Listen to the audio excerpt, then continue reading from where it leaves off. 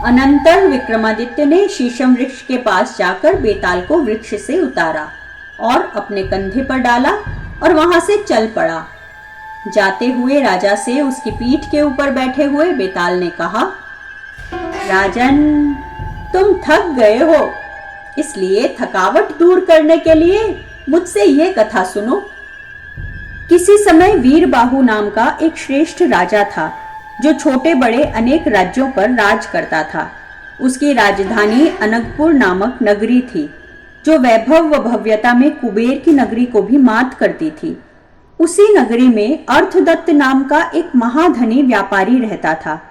व्यापारी की 2 संतानें थी, बड़ा लड़का जिसका नाम धनदत्त था और छोटी एक लड़की जिसका नाम मदन सेना था। मदन सेना कन्याओं में रत्न के समान थी। एक दिन मदन सेना बगीचे में अपनी सखियों के साथ खेल रही थी। तभी धनदत्त का एक मित्र जिसका नाम धर्मदत्त था, धनदत्त से मिलने पहुंचा। वहां बगीचे में अपनी सहेलियों के मध्य हंसी मजाक करती हुई मदन सेना को जब उसने देखा तो बस देखता ही रह गया। धर्मदत्त उसे देखते ही उस पर आसक्त हो गया। उसका हृदय कामदेव के बाण समूहों से छिद कर रह गया था। मदन सेना के शरीर से लावण्य का रस झर रहा था। उसे देखते ही धर्मदत्त के मुंह से निकला, आह, अलौकिक रूप की शोभा से जगमगाने वाली इस कन्या को शायद स्वयं कामदेव ने मेरा हृदय बेधने के लिए इस तीखे तीर के रूप में बनाया है। वो बहुत देर तक एक पेड़ की ओट से मदन सेना के रूप का रसपान करता रहा और जब मदन सेना अपने घर के अंदर चली गई तो उसका मन उसे पाने के लिए व्यथित होने लगा। वो दुखी मन से घर लौटा और बिस्तर पर पड़ गया। उसके कई मित्रों ने उसकी इस विकलता का कारण पूछा, किंतु धर्मदत्त कुछ भी न कह सका। उस रात स्वप्न में भी वो अपनी प्रिया को ही देखता रहा, उसकी मनुहार करता रहा। किसी ने सच ही कहा है, उत्सुक हृदय वाला मनुष्य क्या क्या नहीं करता। सवेरे उठकर वो फिर उसी बगीचे में गया। वहां उसने मदन सेना को अकेली बैठे देखा। वो अपनी सखियों की प्रतीक्षा कर रही थी। उसका आलिंगन करने की इच्छा से वो उसके पास पहुंचा और उसके निकट झुककर प्रेम के कोमल वचनों से उसे रिझाने लगा। तब मदन सेना बोली, अब मैं आपकी नहीं हो सकती, क्योंकि मेरे पिता समुद्रदत्त नामक व्यापारी से मेरा रिश्ता तय कर चुके हैं। थोड़े ही दिनों में मेरा विवाह होने वाला है, इसलिए आप चुपचाप चले जाएं, क्योंकि कोई देख लेगा तो मुझे दोष लगेगा। इस प्रकार बहुत तरह से उसके समझाने पर धर्मदत्त ने कहा, मेरा चाहे जो भी हो, मैं तुम्हारे बिना जीवित नहीं रह सकता। उसकी ये बात सुनकर मदन सेना इस भय से विकल हो गई कि कहीं ये बल प्रयोग ना करे। उसने कहा, आपने अपने प्रेम से मुझे जीत लिया है, किंतु पहले मेरा विवाह हो जाने दीजिए। पहले पिताजी को कन्यादान का चिर आकांक्षित फल प्राप्त हो जाए, फिर मैं आपके पास चली आऊंगी। ये सुनकर धर्मदत्त ने कहा, मैं ये नहीं चाहता कि मेरी प्रिया मुझसे पहले किसी और की हो चुकी हो, क्योंकि दूसरा जिसका रस ले चुका हो, क्या उस कमल पर भौरा प्रीति रख सकता है। उसके ये कहने पर मदन सेना बोली, तब विवाह होते ही पहले मैं आपके पास आऊंगी और तब अपने पति के पास जाऊंगी। मदन सेना के ऐसा कहने पर भी उस वणिक पुत्र ने बिना पूरे विश्वास के उसे नहीं छोड़ा। उसने शपथ के साथ उसे सत्य वचन में बांध लिया। तब उससे छुटकारा पाकर घबराई हुई मदन सेना अपने घर जा सकी। विवाह का समय आने पर जब उसके विवाह का मंगल कार्य समाप्त हुआ, तब वो पति के घर आई। हंसी खुशी में दिन बिताकर रात के समय वो पति के साथ शयन कक्ष में गई। वहां पलंग पर बैठकर भी उसने अपने पति समुद्रदत्त की आलिंगन आदि चेष्टाओं को स्वीकार नहीं किया। समुद्रदत्त ने जब अपनी मीठी मीठी बातों से उसे रिझाने की कोशिश की तो मदन सेना की आंखों में आंसू भर आए। तब समुद्रदत्त ने यही सोचकर कि शायद इसे मैं पसंद नहीं हूं, मदन सेना से कहा, सुंदरी, यदि तुम्हें मैं पसंद नहीं हूं तो मुझे भी तुमसे कोई काम नहीं है। तुम्हें जो भी प्रिय हो तुम उसी के पास चली जाओ। ये सुनकर मदन सेना ने सिर झुका लिया। फिर धीरे धीरे वो बोली, आर्यपुत्र, आप मुझे प्राणों से भी अधिक प्रिय हैं, किंतु मुझे आपसे कुछ कहना है। आप उसे सुने और मुझे अभय दान दें, ताकि मैं सच्ची बात आपसे कह सकूं। बड़ी कठिनाई से उसके ऐसा कहने पर समुद्रदत्त ने उसका आग्रह स्वीकार कर लिया। तब वो लज्जा व विषाद से भरी भयभीत सी बोली, एक बार जब मैं अपने बगीचे में अकेली खड़ी थी, काम पीड़ा से आतुर मेरे भाई के एक मित्र धर्मदत्त ने मुझे रोक लिया। जब वो जिद पर उतर आया, तब मैंने पिता को कन्यादान का फल मिल सके और निंदा भी न हो, इस विचार से उसे वचन दिया कि विवाह हो जाने पर मैं पहले उसके पास आऊंगी, तब अपने पति के पास जाऊंगी। अतः स्वामी, आप मुझे अपने सत्य वचन का पालन करने की अनुमति दें। मैं उसके पास जाकर क्षण भर में ही आपके पास लौट आऊंगी। बचपन से मैंने जिस सत्य का पालन किया है, उसे मैं छोड़ नहीं सकती।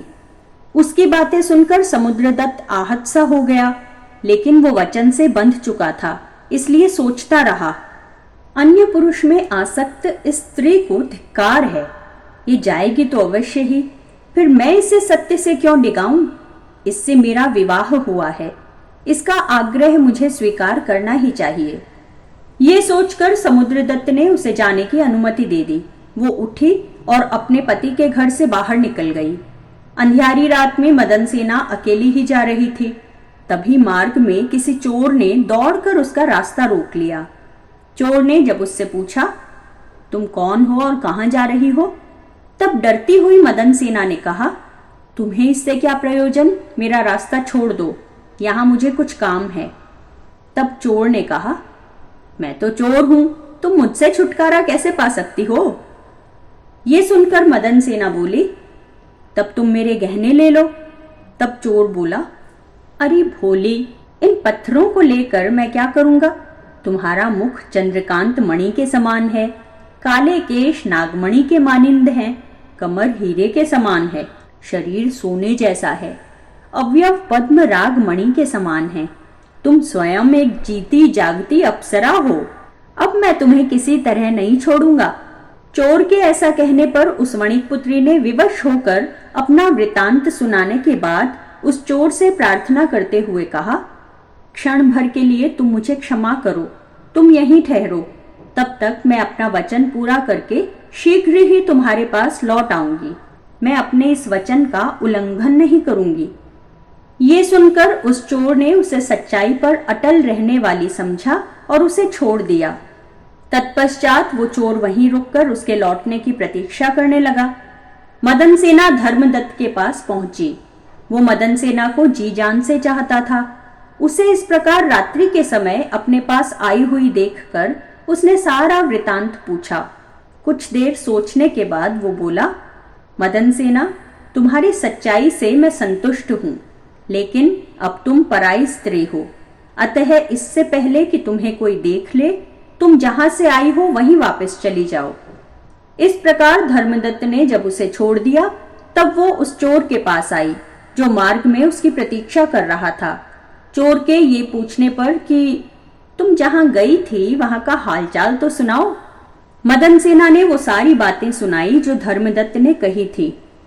तब उस चोर ने उससे कहा, यदि ऐसी बात है तो मैं भी तुम्हें छोड़ देता हूं। मैं तुम्हारी सच्चाई से संतुष्ट हूं। तुम अपने गहनों के साथ अपने घर जाओ। इस तरह चोर ने भी उसे छोड़ दिया और उसकी सुरक्षा के लिए उसके साथ साथ चला। मदन सेना अपने शील की रक्षा कर सकी थी, इसलिए वो प्रसन्नता पूर्वक अपने घर अपने पति के पास लौट आई। छिपकर उस सती ने अपने घर में प्रवेश किया और प्रसन्नता पूर्वक अपने पति के निकट गई।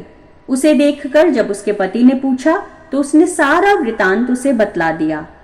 समुद्रदत्त ने जब देखा कि उसके चेहरे की कांति कुम्हलाई नहीं है, न ही उसके शरीर पर किसी पर पुरुष से मिलने का कोई चिन्ह है और उसका मन भी शुद्ध है, तो उसने मदन सेना को अखंडित चरित्र वाली सती स्त्री मानकर उसका सम्मान किया। अनंतर वो उसके साथ सुखपूर्वक सफल दाम्पत्य जीवन निर्वाह करने लगा। उस श्मशान में ये कथा सुनाकर बेताल ने राजा विक्रमादित्य से फिर यूं कहा, राजन, अब तुम ये बतलाओ कि उस चोर और उन दोनों वणिक पुत्रों में से त्यागी कौन था? यदि जानते हुए भी तुम इस प्रश्न का उत्तर न दोगे तो तुम्हारा सिर 100 टुकड़ों में फट जाएगा। मौन त्याग कर राजा ने बेताल से कहा, हे योगेश्वर, त्यागी उनमें से वो चोर ही था, दोनों वणिक पुत्र नहीं। समुद्रदत्त ने उसके विवाहित होने पर भी त्याज्य समझकर उसका त्याग किया था। वो कुलीन वणिक अपनी स्त्री को दूसरे के प्रति आसक्त जानकर भी कैसे अपनाता? दूसरे वणिक का हृदयावेग समय पाकर मंद हो गया था। फिर उसे इस बात का भी डर हुआ होगा कि सारी बातें जानकर उसका पति सवेरा होने पर राजा से कह देगा तो राजा उसे दंड दिए बिना नहीं मानेगा। अतः उसने भी मदन सेना को छोड़ दिया। लेकिन चोर को तो कोई डर नहीं था। वो तो गुप्त रूप से पहले ही पाप कर्म में लगा हुआ था। उसने जो आभूषण सहित पाई हुई स्त्री को छोड़ दिया, इससे वही सच्चा त्यागी था। बेताल को अपने प्रश्न का सही उत्तर मिल गया था। अतः वो पहले की ही भांति राजा के कंधे से फिसलकर वापस शीशम वृक्ष की ओर उड़ गया। राजा भी अपना असीम धैर्य खोए बिना उसे वापस लाने के लिए पुनः उसी ओर चल पड़ा। राजा विक्रमादित्य ने शीशम वृक्ष से पुनः बेताल को नीचे उतारा और उसे कंधे पर डालकर चल पड़ा। चलते हुए राजा के कंधे पर बैठे बेताल ने कहा, राजन, उस योगी के कहने में आकर सचमुच तुम बहुत अधिक परिश्रम कर रहे हो। तुम्हारे मार्ग का श्रम कुछ दूर हो सके इसलिए मैं तुम्हें एक और कथा सुनाता हूँ। पुराने समय उज्जैनी में धर्मध्वज नामक राजा राज करता था। उसकी 3 अत्यंत सुंदर रानियां थीं, जो उसे समान रूप से प्रिय थीं। उन तीनों के नाम थे इंद्रलेखा, तारावली और मृगांकवती। राजा उनके साथ रहकर सुखपूर्वक अपने राज्य का संचालन करता था। एक बार जब वसंत काल का उत्सव आया, बेताल ने राजा को क्या कहानी सुनाई, ये जानने के लिए आप देखिए हमारा अगला वीडियो।